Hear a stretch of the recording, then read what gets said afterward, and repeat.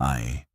Someone who knows Spiritism only from table-turning may treat it as a pastime and miss its relation to human destiny and social life. Many great discoveries began with small facts. In the same way, from a phenomenon many mocked, a body of knowledge has grown that addresses problems philosophy had not fully solved. Criticism is valid only after real study. One should set aside prejudice, examine the doctrine carefully, and then judge it. 2. Spiritism meets resistance from materialism because it denies that matter is all that exists. Its phenomena are called superstition because they seem extraordinary, yet many things once thought impossible later entered ordinary science. Spirit phenomena are not violations of nature, but effects of laws not yet fully known. Spiritism does not depend on miracles. It says these facts are only apparently supernatural and belong to creation through natural laws still imperfectly understood. To attack it as supernatural is to misunderstand it, since human knowledge cannot assume nature has revealed all its powers. 3. Those who spread disbelief in the soul and its future weaken the basis of moral life. Spiritism restores belief in survival after death and the future life. It revives hope, consoles sorrow, and helps people endure suffering. Two doctrines stand opposed. One denies the future and leaves selfishness as the practical rule. The other affirms it and gives a rational basis for justice, charity, and love of neighbor. Law cannot restrain every evil. Conscience and duty must complete what law cannot do. If life ends in nothing, everyone for oneself becomes the logical rule, and fraternity an empty word. 4. Human progress depends on justice, love, and charity, and these stand firmly only when the future is certain. The progress of societies can be measured by how far these laws are understood and practiced. History shows movement in that direction.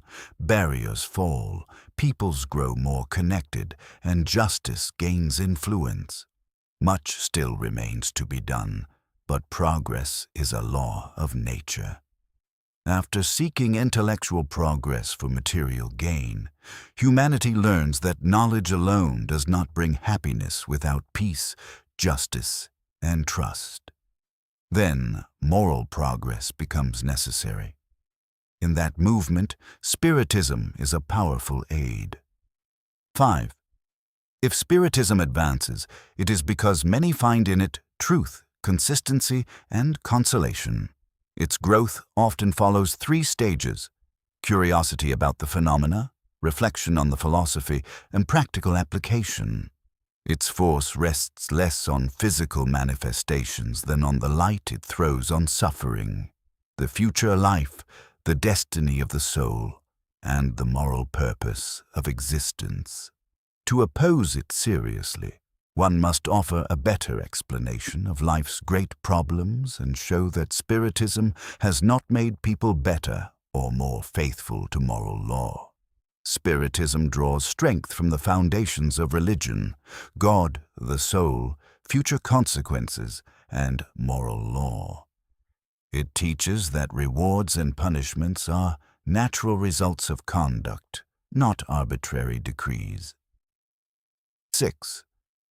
The real power of Spiritism is not in material manifestations, but in its philosophy and its agreement with reason and common sense.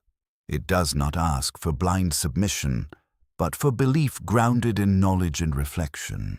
Attempts to forbid manifestations cannot stop them, since mediumistic ability appears in every class and place. Even destroying books would not end Spiritism, because its source does not come from a single mind. It is not the invention of one person. Many of its principles appear across religions and traditions. Modern Spiritist study has gathered these elements. clarified them, and separated truth from superstition. Because its roots are deep in nature and religious experience, it cannot be destroyed by ridicule or persecution. 7.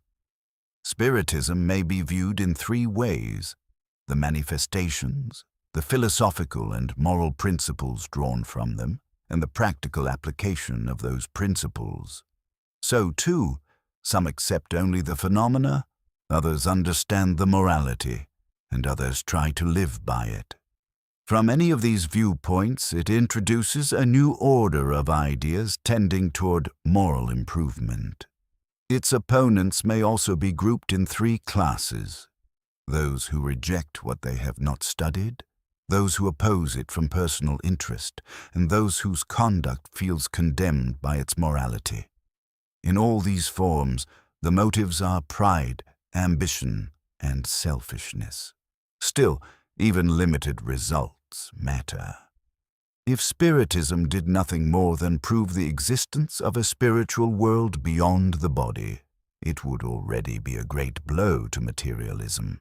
More deeply understood, it awakens religious feeling, lessens fear of death, brings resignation in suffering, weakens the temptation to suicide, and encourages tolerance. Yet selfishness remains one of the hardest faults to uproot. 8. Spiritism does not bring a morality opposed to that of Jesus. It confirms it, explains it, and makes it more directly applicable. The spirits come not only to repeat Christ's teaching, but to show its practical necessity and to clarify what was often left in allegory. There is nothing unreasonable in believing that God may again permit a broader reminder when pride and greed have obscured the same truth. The nearly simultaneous appearance of spirit manifestations in many lands has something providential in it. Spirit communications show that an unseen world surrounds human life, that its inhabitants observe and influence us, and that all will one day enter that world. Communication with those who have gone before gives a more concrete sense of future life and its moral consequences. In that way, Spiritism has struck a strong blow against materialism and has encouraged goodness by showing the unavoidable results of evil. 9. Opponents point to disagreements on certain questions, but every new science passes through uncertainty, and weaker explanations fall away as observation grows. The spirits themselves advise calm in the face of disagreement. Unity comes gradually. Their counsel may be summed up in one rule: judge spirits by the purity of their teaching. A message marked by logic, humility, kindness, and wisdom differs greatly from one marked by ignorance, vanity, or malice. Learning to judge them is part of progress. The fundamental principles of Spiritism remain the same everywhere: love of God, practice of goodness, moral responsibility, and the soul's progress. Differences on secondary points do not change this foundation. For that reason, differences should not create sects. Reason must be the final judge, and moderation serves truth better than anger. Spiritism tends toward union because it calls people back to charity. The safest way to judge any doctrine is by its fruits. Good spirits do not inspire hatred, cruelty, or greed, but what is humane, benevolent, and faithful to goodness. That path remains the surest sign of truth